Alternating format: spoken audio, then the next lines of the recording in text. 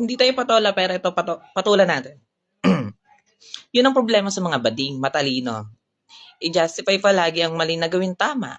Karamihan naman sa inyo basta dax at may katawan, okay na. At saka hindi nyo naman sure kung pogi papatol din sa inyo. Hindi rin naman natin sure kung dax yung papatol. At saka karamihan daw sa basta dax at may katawan, okay na. Yung katawan, lagyan mo ng ulo para mabilis lang masubok. Hindi. Hindi ganun, hoy, hindi ganun. At saka hindi po kami, hindi naman gina-justify na palagi kaming yung mali gagawin naming tama.